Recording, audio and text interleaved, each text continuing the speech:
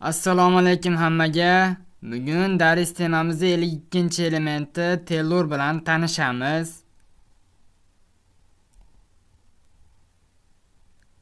Tellur yunoncha tellus yer degan ma'noni anglatadi. Atom raqami 52 bo'lgan kimyoviy elementdir. Tellurda kimyoviy belgisi Te. 1782-yili Rumin olimi Fransuz Muller von Reichenstein tomonidan kashf etilgan.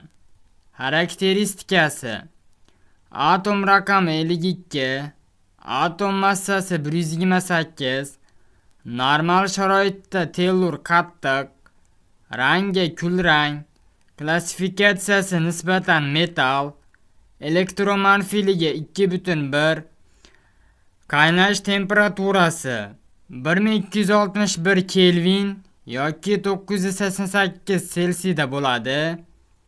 Erish temperaturasi 722,66 Kelvin yoki 449,51 Selsiyda bo'ladi.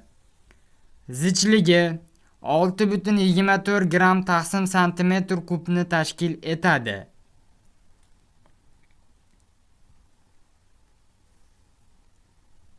Tellurda kristal panjarasi mana shunday tuzilgan bo'ladi.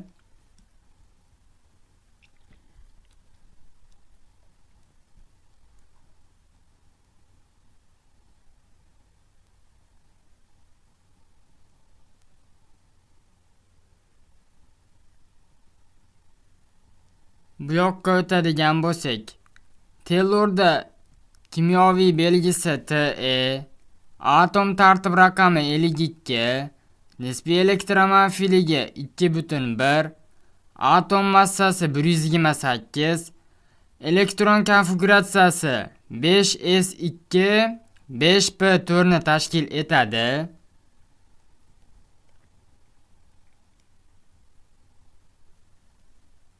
Tasvirini ko'radigan bo'lsak, mana shu tellur bo'lagini massasi 30 gram, diametri 38 mm, qalinligi 6 mm, sofligi 99,9% ni tashkil etadi.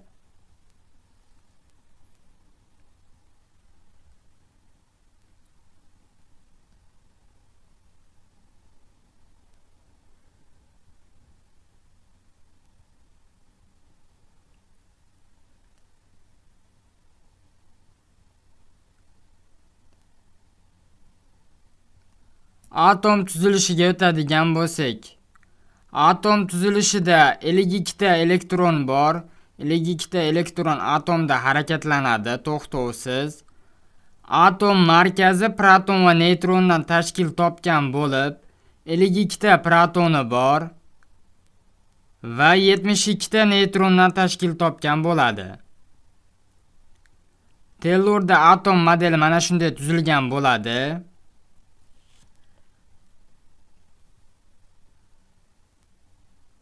Bugun tellur haqida o'rganamiz degan ma'lumotlarimiz shulardan iborat edi.